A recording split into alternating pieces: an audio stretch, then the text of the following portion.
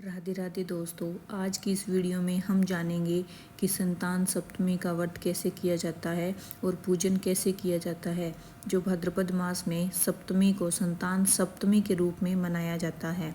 इस दिन माताएं अपने संतान की लंबी उम्र, अच्छे स्वास्थ्य और उज्जवल भविष्य के लिए व्रत और पूजन करती है, और जिनकी संतान नहीं है वह भी संतान प्राप्ति के लिए इस व्रत को करती है। चलिए अब हम जानते हैं कि संतान सप्तमी के व्रत में पूजा कैसे करनी है और यह व्रत कैसे किया जाता है।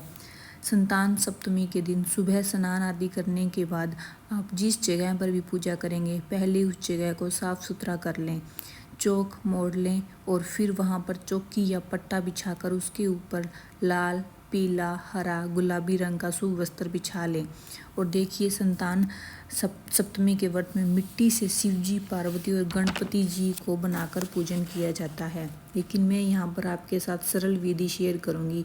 तो अगर आपके पास मूर्तियाँ बनाने का समय ना हो तो आप एक फ़ोटो लें जिसमें शिव जी, माता पार्वती और उसके साथ गणपति जी होने चाहिए। फिर उस फोटो को आप जो आपने चौकी लगाई थी, जिस पर वस्त्र बिछाया था, उस पर विराजमान कर दें। उसके बाद एक लोटा जल भरकर रख लेना है, एक घी का दीपक जलाएं, फिर उसके बाद पूजा को प्रारंभ करें। उसके बाद गंगा जल से वहाँ पर छींटा दे दें और चौकी का भी पवित्रीकरण कर लेना है। फिर बाद में संतान सप्तमी व्रत में चांदी की चूड़ी या छल्ले का पूजन किया जाता है, और कोई तो हर साल नया बनाता है, और अगर कोई नया नहीं बनाना चाहता है तो वो उसी छल्ले या चूड़ी में चांदी मंडवा लेता है। अगर आप पहली बार व्रत रख रहे हैं, यदि आपके पास छल्ला या चूड़ी नहीं है, तब आप कलावे में 7 गांठें लगाकर एक डोरा तैयार करें और उसे चौकी पर रख लें। फिर उस डोरे को आप शिव जी, पार्वती माता व गणपति जी के सामने रखें। फिर उस शिव, पार्वती माता जी और गणपति जी की मूर्ति को आप कलावा अर्पित करें, चुनरी चढ़ाएं, तिलक करें, लेकिन शिव जी को रोली, कुमकुम, सिंदूर का टीका नहीं लगाया जाता। उसके बाद लोटे पर, दीपक पर तिलक करें।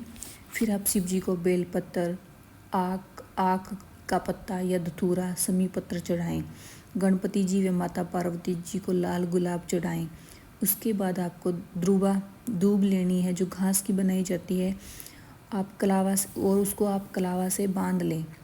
ये दूब गणपति जी को अर्पित करनी है।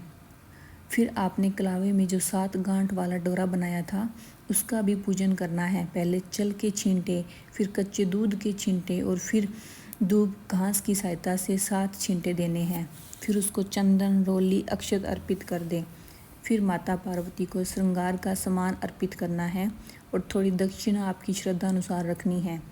फिर आपको संतान सप्तमी पर 7 मीठी पूड़ियाँ या गुलगुले या आप मालपुए भी बना सकते हैं, और संख्या में 7 ही होनी चाहिए।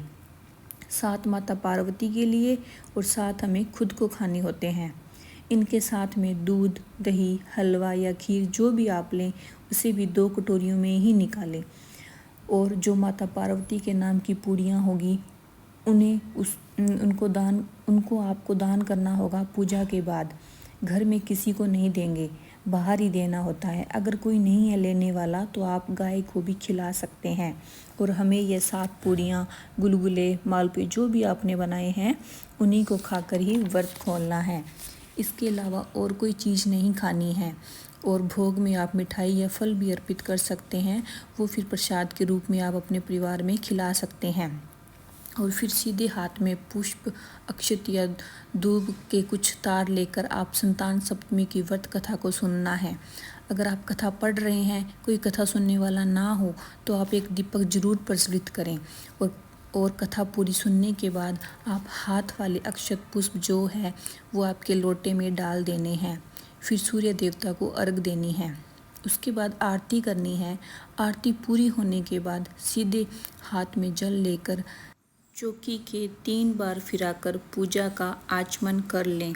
फिर हाथ जोड़कर शिव जी, माता पार्वती, गणपति जी से पूजा में रही कोई कमी के लिए क्षमा याचना करें। फिर संतान की अच्छी दीर्घायु, उज्जवल भविष्य के लिए कामना करें। पूजा के बाद जो कलावा का डोरा बनाया था उसको आप सीधे हाथ में धारण करना है। उसे आपको कम से कम 7 दिन या 1 सप्ताह तक बांध कर रखना है। जो आपने माता पार्वती को श्रृंगार का सामान चढ़ाया था वो थोड़ा सा आप आशीर्वाद स्वरूप खुद रख लें, बाकी दान कर दें, दक्षिणा भी दान कर दें। फूल पत्तों का भूमि विसर्जन करें या आपके घर में कोई गमले या उनकी मिट्टी में दबा दें। उसके बाद चौकी को सूर्यास्त से पहले उठा लेना है। पूड़ियाँ शाम को एक ही बार खानी है। तो आशा करती हूँ संतान सप्तमी की यह वीडियो देखकर आपको हेल्प मिली होगी। आपको ये वीडियो अगर अच्छी लगी हो तो आप लाइक करें, शेयर करें, सब्सक्राइब करें मेरे चैनल हारे का सहारा को। जय श्री राम। ओम नमः शिवाय।